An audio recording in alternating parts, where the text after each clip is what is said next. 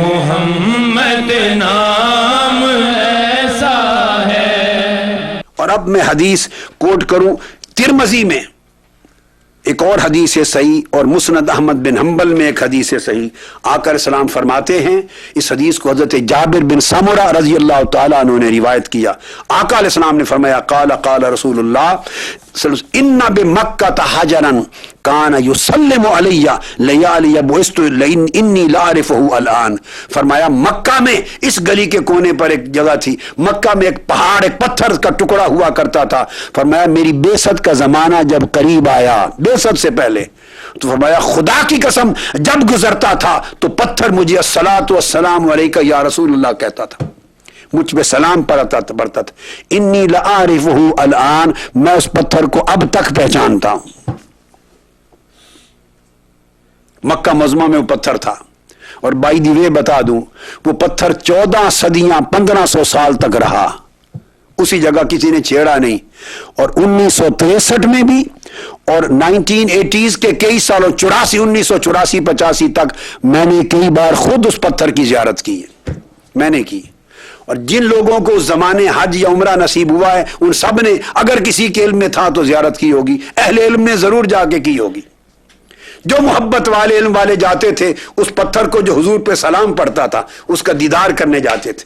میں نے کئی بار جا کے، والد گرامی تھے 1963 میں، بار بار لے جا کے ہم اس پتھر کو سلام کرتے تھے. ہائے سلام ہو تجھ پر جو مصطفیٰ پہ سلام پڑھتا رہا. اس پتھر کی آنکھ کو پہچان تھی حضور کی شان اقدس کی کہ اللہ کے رسول ہیں.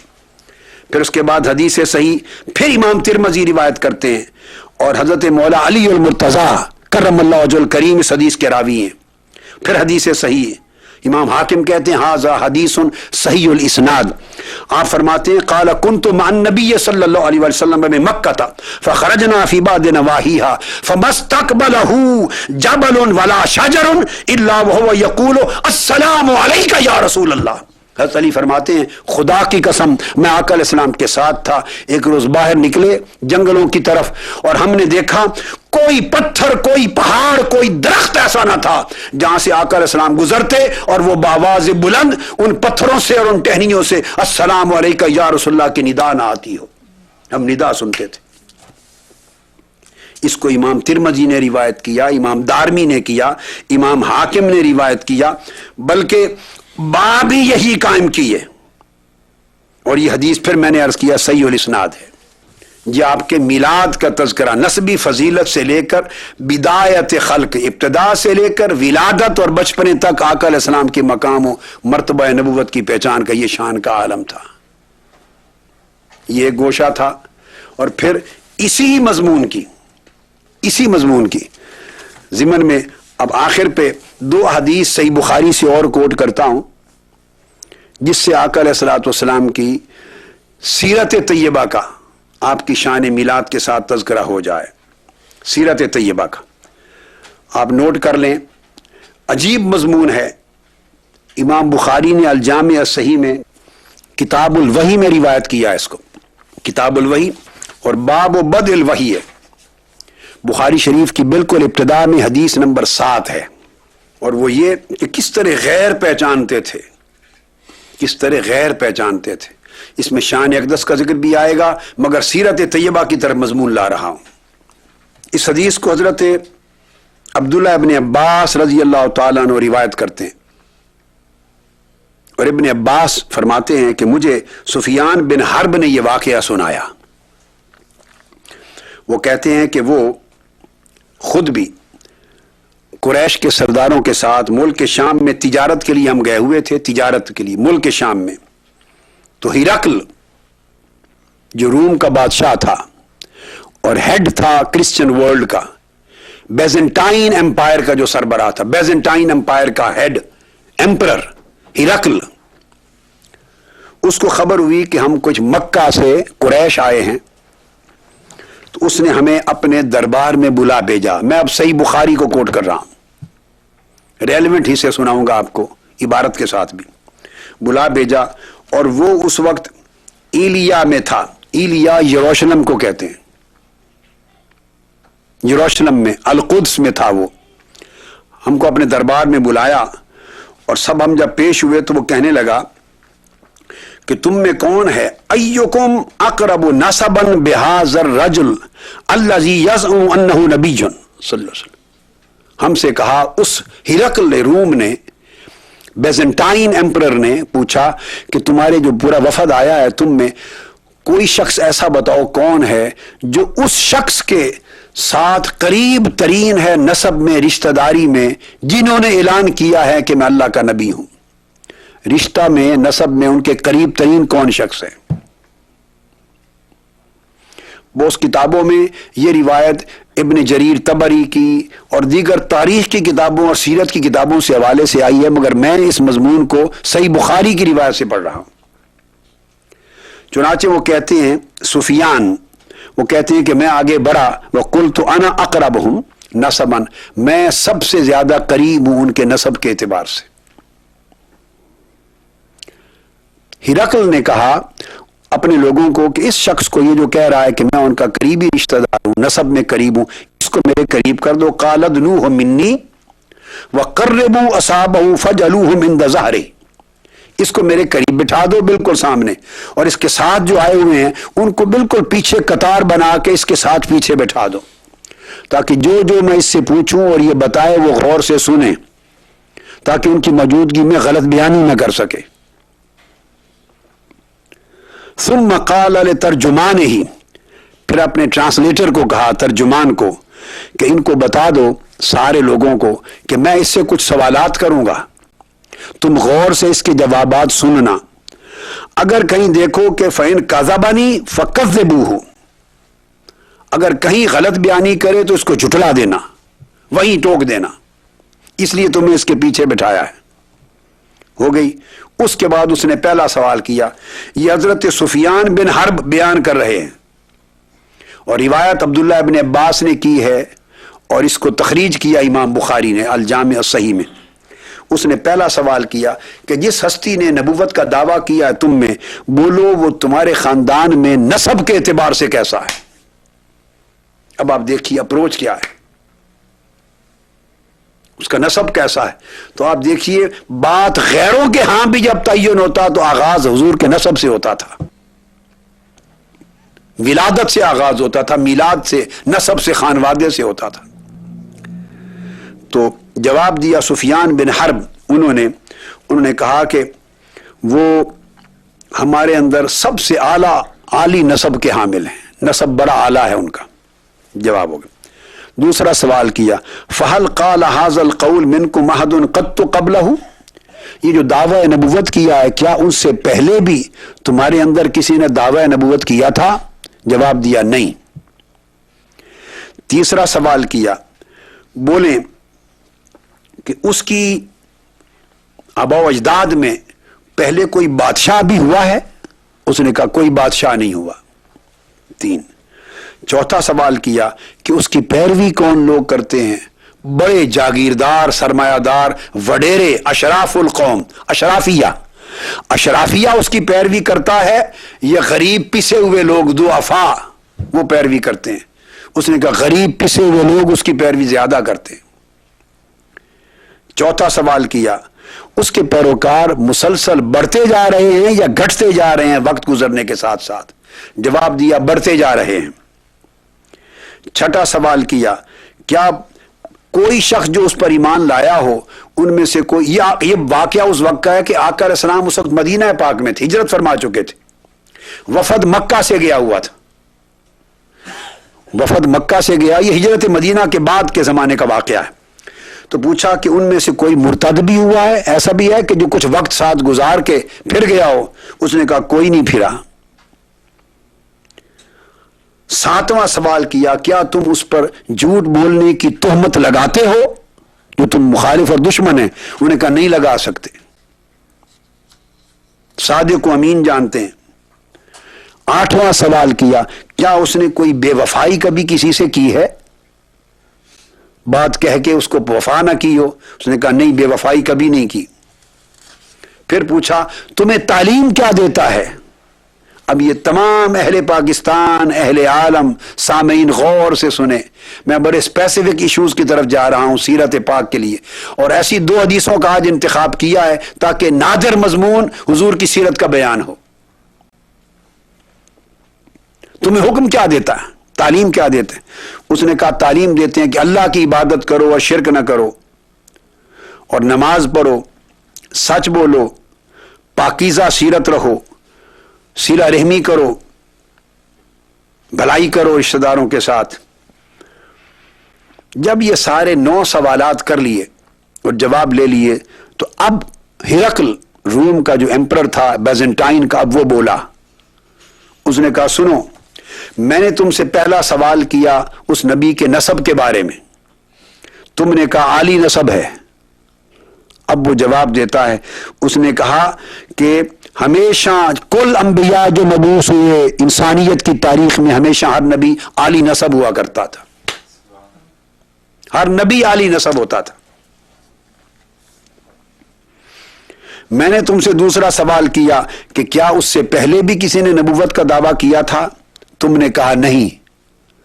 اگر اس سے پہلے خاندان میں یا اس شہر میں کسی نے نبوت کا دعویٰ کیا ہوتا تو میں سمجھتا کہ یہ اسی کی بات کو فالو کر رہا ہے، افرم کر رہا ہے، اسی کئی ہوئی بات سے مزید بینیفٹ لینا چاہتا ہے۔ جو لوگوں کے ذہنوں میں ایک تصور پہلے قائم ہو چکا ہے اس کو یوٹیلائز کرنا چاہتا ہے۔ اور جب تمہارے شہر میں، وطن میں، اور تمہارے اوپر نبوت کا دعویٰ ہی کسی نے اسماعیل علیہ السلام سے لے کر 3000 سال تک کسی نے نہیں کیا، وہاں کل نبوت جو آئی بنی اسرائیل میں آئی، القدس میں، شام میں آئی، مکہ معظمہ اسماعیل علیہ السلام کی نسل سے لے کر آقا علیہ السلام کی آمد تک 3000 سال کا پورا عرصہ ادھر کوئی نبی مبعوث نہیں ہوا۔ تو پھر اس لیے میں سمجھتا ہوں کہ اس نے کسی کے کہی ہوئی بات کو فالو کاپی نہیں کیا۔ اب وہ اپنا بتا رہا میں نے کیا کیا اخذ کیا۔ پھر اس نے کہا کہ میں نے تم سے تیسرا سوال کیا کہ کیا اس کے خاندان میں پہلے کوئی بادشاہ تو نہیں ہوا؟ تم نے جواب دیا نہیں ہوا۔ اگر تم کہتے ہاں ہوا ہے تو میں سمجھتا کہ شاید اپنے باپ دادا کی سلطنت کو واپس لوٹانے کے لیے کھڑا ہوا ہے۔ وہ جو سلطنت باپ دادا کی تھی وہ خمار ذہن میں آ گیا ہے کہ میں اپنی ایک پوزیشن ڈیولپ کر کے اس سلطنت کو دوبارہ بحال کروں، وہ بھی کلیئر ہو گیا کہ وہ بات بھی نہیں۔ پھر اس نے کہا میں نے تم سے سوال کیا کہ اشرافیہ اس کی پیروی کرتے ہیں، یہ غریب مظلوم، غریب دکھی لوگ، پریشان حال لوگ اس کی پیروی کرتے ہیں؟ تم نے کہا ضعفاء القوم، پسے ہوئے لوگ، غلام، مزدور، محنت کش غریب، وہ پیروی کرتے ہیں۔ تو اس نے کہا کہ میں نے ہمیشہ پڑھا ہے اپنی کتابوں سے کہ رسولوں کی پیروی کرنے والے ابتداءً ہمیشہ مظلوم، غریب اور دکھی لوگ ہوتے ہیں۔ ضعفاء قوم ہی پیروی کرتے ہیں، وڈیرے کبھی لبیک نہیں کہتے، ان کے مفادات ہوتے ہیں۔ جاگیردار کبھی کبھی ابتداءً پیروی نہیں کرتے، سرمایہ دار کبھی پیروی نہیں کرتے، بڑے بڑے لیڈر سیاستدان کبھی پیروی نہیں کرتے، اس لیے کہ ان کی گردنیں اکڑی ہوئی ہوتی ہیں، انہیں سرداریوں کا ڈر ہوتا ہے۔ وہ اپنی جھوٹی سرداریاں، جاگیرداریاں، سرمایہ داریاں، جھوٹی لیڈریاں، اپنے تحفظات، مفادات، ویسٹڈ انٹرسٹ، ان کو بچانے کے لیے رسول کے پیچھے نہیں لگتے کہ لیڈرشپ چھن جائے گی۔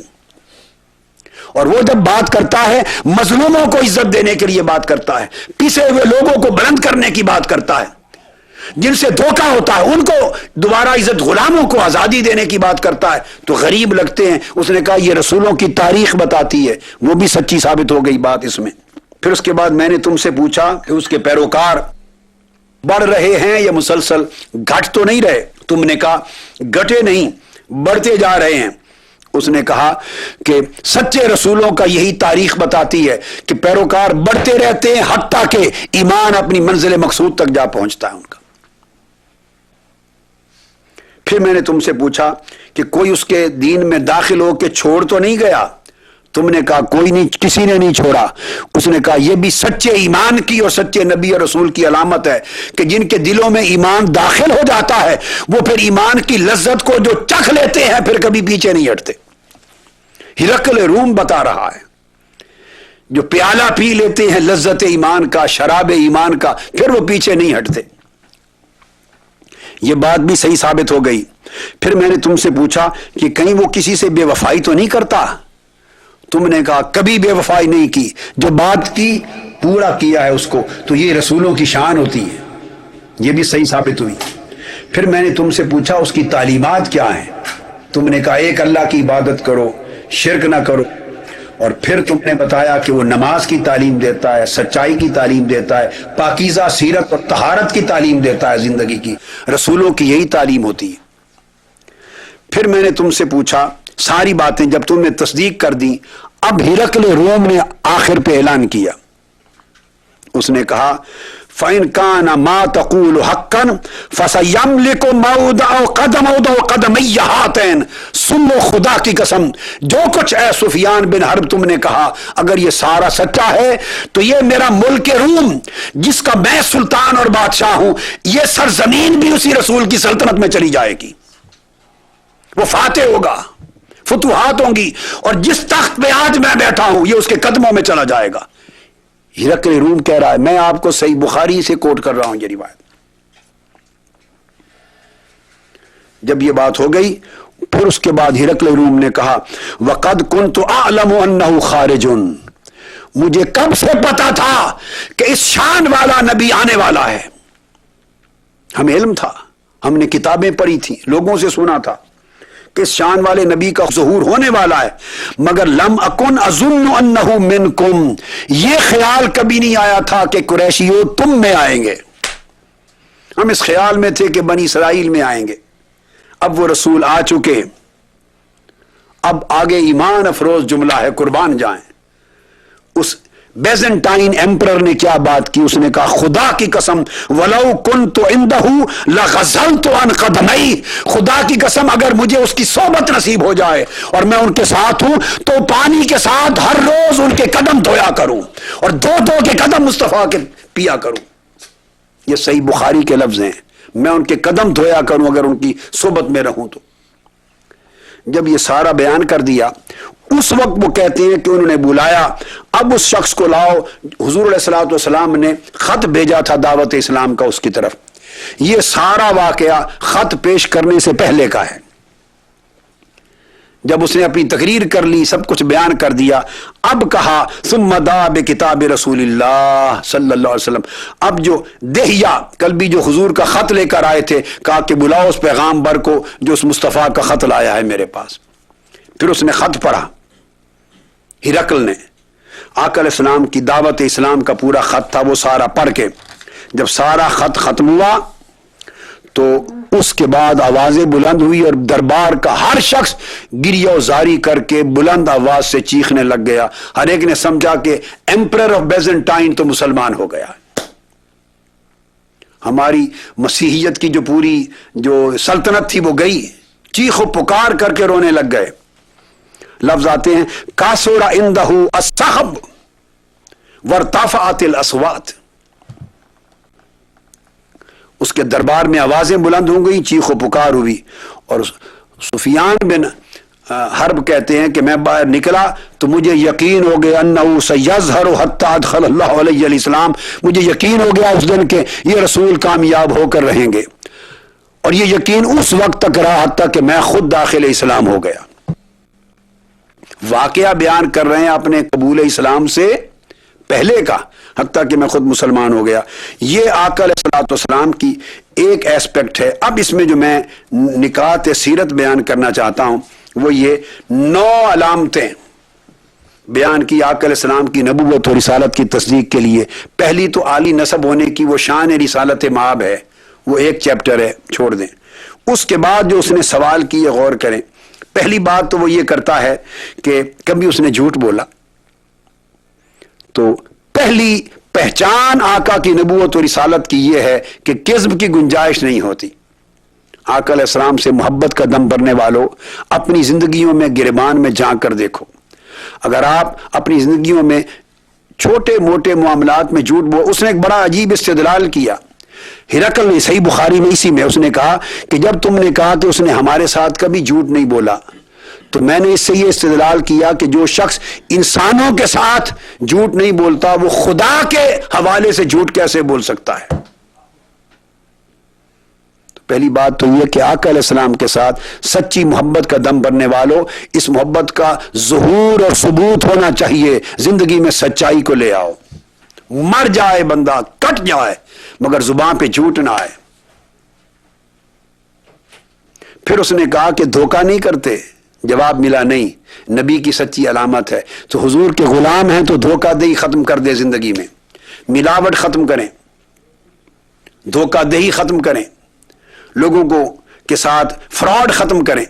پوری قوم الا ماشاء اللہ کریکٹر لیس ہو گئی ہے، الا ماشاء اللہ، فرام ٹاپ ٹو باٹم، اوپر چوٹی سرے سے لے کر نیچے تک کردار نام کی کوئی شے نہیں بچی ہماری قوم میں، قوم ہی نہیں رہی الا ماشاء اللہ۔ میں ہمیشہ استثناء کے ساتھ بات کر رہا ہوں، ہر شخص دوسرے کے ساتھ دھوکہ بولنے پر ہے، کیا حکمران کیا محکوم، جھوٹ بولتے ہیں، دھوکہ دہی کرتے ہیں، ظلم کرتے ہیں، زیادتی کرتے ہیں۔ اور نبی کی پہچان دکھی پریشان حالوں غریبوں کی دلجوئی ہے، ان کے مسائل کو حل کرنا ہے۔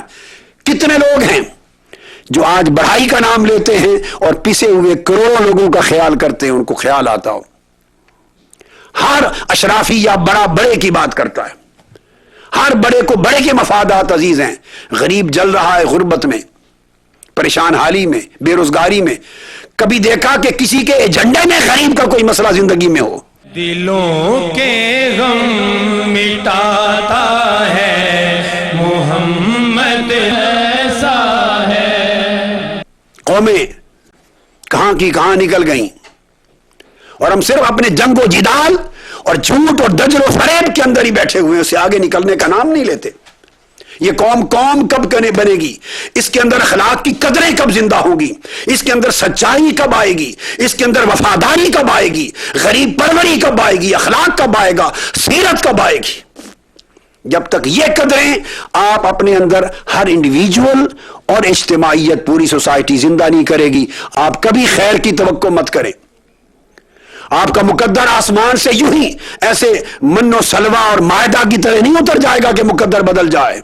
ہر فرد ہے ملت کے مقدر کا ستارہ، ہر شخص کو اپنی زندگی میں انقلاب لانا ہوگا، ہر شخص سچائی کا پیکر بنے، وفاداری کا پیکر بنے، امانت کا پیکر بنے، ہر شخص دوسرے کے دکھ کا خیال کرے۔ جب آپ اپنی زندگی سے انقلاب شروع کریں گے، نیچے سے پوری قوم کا کردار بدل جائے گا، تو اوپر کوئی دھوکہ دہی کرنے والا آپ کا اوپر نہیں آ سکتا۔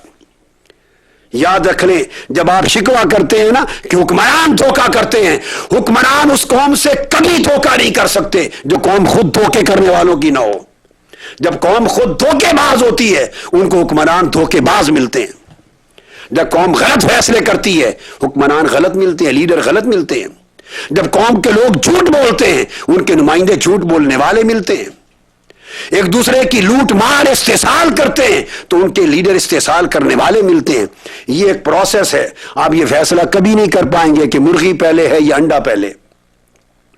یہ ایک چکر ہے، سائیکل ہے، اس کو کہیں سے تو آپ سٹارٹ کریں گے، اور وہ سٹارٹ کا آسان طریقہ ہر فرد اپنی زندگی کا آغاز کرے، آقا علیہ السلام کی میلاد اور محبت کا دم بھرنے والے حضور کی سیرت پاک کو، اطاعت طیبہ کو، اتباع کو، اسوہ مبارکہ کو اپنا روشنی کا مینار بنا کے لائف کی چینج کا آغاز کریں۔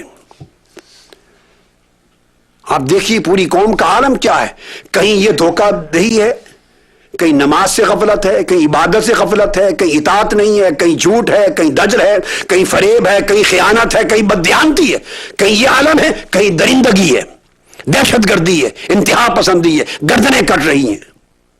آخری بات، اسی صحیح بخاری کی دوسری حدیث لیتا ہوں جس سے سیرت طیبہ کی دوسری بات آپ کے گوش گزار کروں گا، اور اس سیرت طیبہ کے بیان کی جو خطیب ہیں وہ ام المومنین حضرت خدیجہ الکبریٰ رضی اللہ تعالی عنہ ہے۔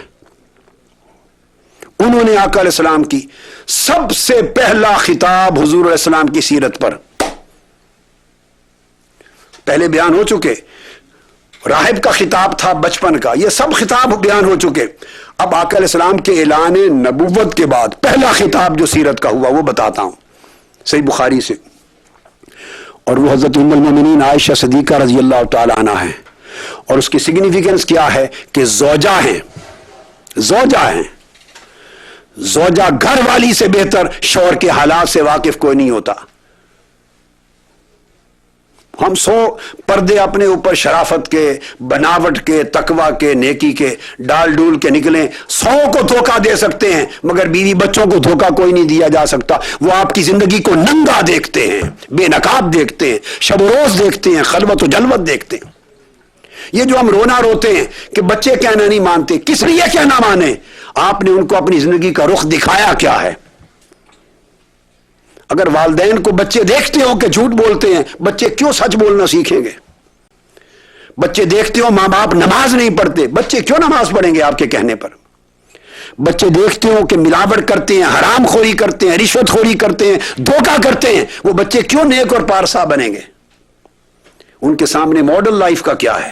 اب صحیح بخاری کی حدیث ہے، جب آقا علیہ الصلوۃ والسلام پر اللہ پاک نے رسالت کا وقت آیا، جب ایک تھا اعلان نبوت بعثت، ایک تھا حکم رسالت، جب کھلا اعلان ہوا تو آقا علیہ الصلوۃ والسلام کے اس وقت گھر تشریف لائے حضرت ام المومنین خدیجہ الکبریٰ رضی اللہ تعالی عنہا نے آپ کو کمبلی اڑا دی، چادر اڑا دی۔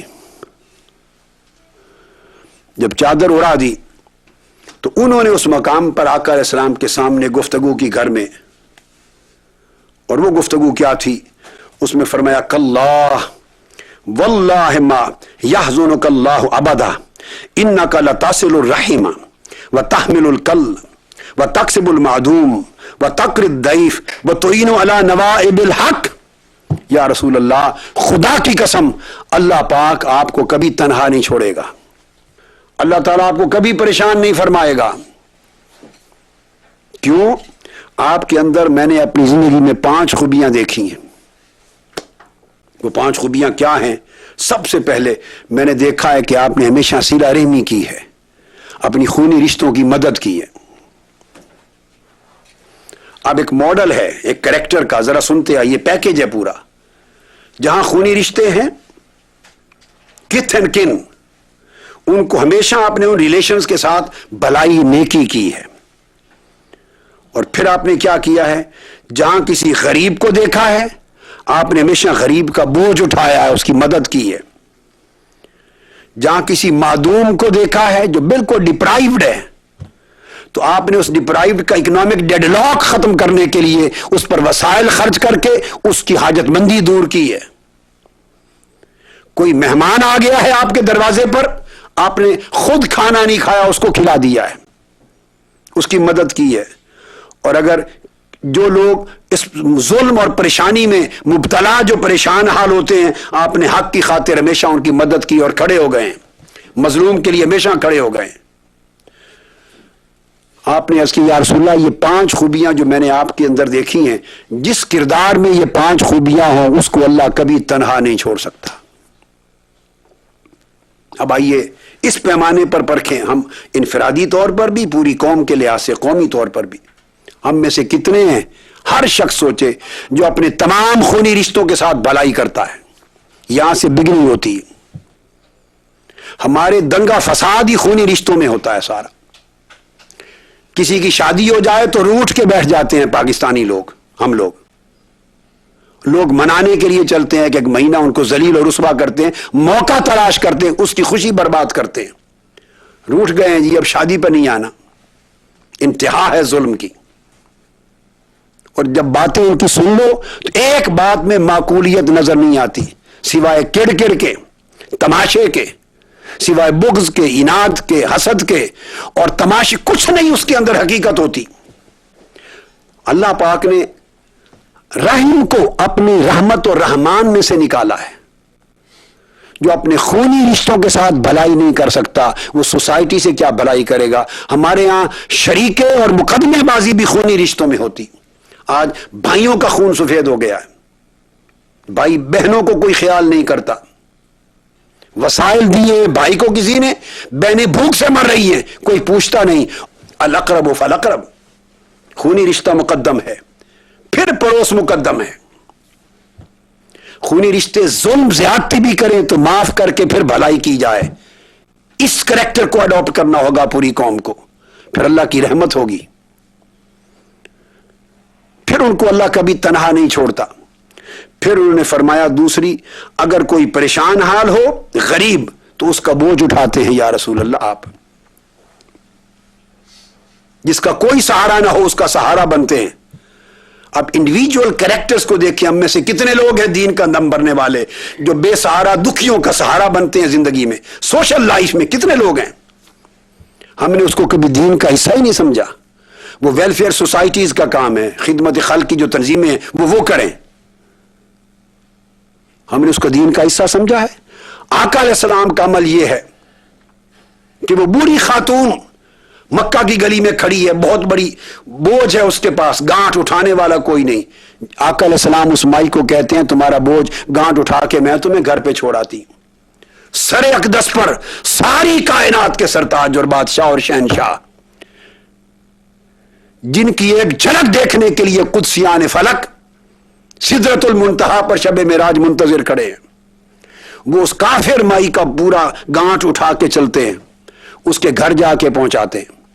اور جب پہنچاتے ہیں اور چھوڑ کے واپس پلٹنے لگتے ہیں تو اس وقت مائی پوچھتی ہے اے جوان اللہ تمہیں آباد کرے, خوش رکھے, اپنا تعارف تو کرا جا.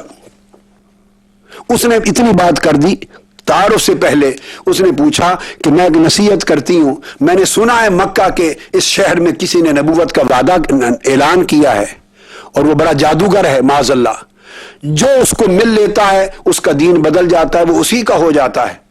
تم نے مجھ پر اتنا احسان کیا, میں تمہیں نصیحت کرتا ہوں کہ اس جادوگر سے بچ کے رہنا کہ تمہارے آباء و اجداد کا دین ایک نظر میں ختم ہو جائے گا. چپ کر گئے, سن لیا. چلنے لگے تو بوڑھی مائی بولی, کافرہ مائی بولی کہ مجھے جاتے ہوئے اپنا نام پتا تو بتا دو کون ہے. آقا علیہ السلام نے فرمایا بی بی جس کو جادوگر کہہ رہی ہو وہ میں ہی ہوں. وہ قدموں پہ گر پہ کلمہ پڑھ کے مسلمان ہو گئے. آقا علیہ السلام نے اس اخلاق سے مظلوموں بے سہاروں کے ساتھ اس اخلاق سے ان کو مسلمان بنایا, کسی کو جبر سے مسلمان نہیں بنایا. کافر دشمن مدینہ طیبہ آتے, اپنا کام کاج کرتے, گھر سونے کی کسی گھر میں جگہ نہ ہوتی. اس زمانے ہوٹلز تو نہیں تھے, نہ سرائے تھی, تو دشمن تھے جنہوں نے وطن سے نکالا تھا, قتل کے در پہ تھے. وہ بھی جب رات بسر کرنے کا ٹائم آتا, سیف اور سیکیور جگہ, آقا علیہ السلام کے بیت اقدس کو دیکھتے تو حضور کے در دولت پہ آ کے روتے. جو کچھ گھر میں ہوتا اٹھا کے اس کو کھلا دیتے, خود فاقے میں گزارتے. یہ اخلاق تھا. غریبوں, یتیموں, بے سہارا, پریشان حالوں, محتاجوں کے ساتھ اس طرح حضور کا سلوک. اس لیے وہ عرض کرتی یا رسول اللہ جو محتاجوں کا اس طرح خیال کرے خدا اس کو تنہا کیسے چھوڑے گا. آپ سوچئے کیا ہمارا انڈیویجولی بھی اور کولیکٹیولی قوم کا کردار یہ ہے؟ ہم تو کسی کے پاس پائی بھی نظر آئے دھیلا بھی تو لوٹ لیتے ہیں. بات ہم دین کی کرتے ہیں, ایمان کی کرتے ہیں. دین اور ایمان, آقا علیہ السلام سے محبت ہمارے اخلاق اور کردار میں جھلکنی چاہیے. قوم کا کریکٹر بلڈ ہونا چاہیے. تیسری بات کی کہ جو بے سہارا ہو اس کی مدد کرتے ہیں, پھر مہمان آ جائے تو آپ اس مہمان کو سب کچھ عطا کر دیتے ہیں, اور کوئی مظلوم مدد کے لیے پکارے تو آپ اٹھ کے کھڑے ہو جاتے ہیں. یہ اب دیکھیے نا, 5 چیزیں بیان کی ہیں, 5 چیزیں سوشل کریکٹر کی ہیں, سول رائٹس کی ہیں, سوشل رائٹس کی ہیں, ڈومیسٹک لائف کی ہیں, سول لائف سے کے ساتھ ریلیٹڈ ہیں, معاملات سے تعلق ہے ان ساری باتوں کا. اور ہرقل روم نے جو باتیں پوچھی ہیں وہ بھی ساری معاملات سے ریلیٹڈ ہیں, کردار سے ریلیٹڈ ہیں. عبادت کے گوشے اپنی جگہ الگ, روحانی تقوی پرہیزگاری کی اپنی جگہ الگ, مگر سوسائٹی میں کسی کا بیہیویئر کیا ہے, ہم اس سے کتنا دور چلے گئے, اس کی پرواہ ہی نہیں رہی. ہم نے خانے الگ کر دی ہیں, مذہب اور دین کا خانہ الگ, اس کو رسمی بنا دیا ہے. کل مقرر دنوں کو سیلیبریٹ کر لیں, مقرر راتوں کو سیلیبریٹ کر لیں, تسبیح کر لیں, ہر سال عمرے کا ویزا جو ہی کھلے عمرے پہ چلے جائیں, حج کر آئیں. ہم نے کل دین ان چیزوں کے اندر محصور کر دیا ہے. اور practical social life, day to day, night and day, جو روزانہ شب و روز کی زندگی ہے, اس کے ساتھ کوئی تعلق دین کا امپیکٹ نہیں رہا اس کے اوپر. یہ آقا علیہ السلام کی سیرت طیبہ ہے. یہ حضور کا میلاد کے 2 پیغام ہیں, سن لیں. پہلا پیغام محبت ہے, دوسرا پیغام سیرت ہے. आका अलैहिस्सलाम कल्ब और बातिन हुजूर की मोहब्बत से जगमगा उठे और ज़ाहिरी जिस्म और पूरी जिंदगी हुजूर की सीरत तैयबा से जगमगा उठे। ज़ाहिर आका अलैहिस्सलाम की सीरत के नूर से रोशन हो, बातिन आका अलैहिस्सलाम की मोहब्बत के नूर से रोशन हो।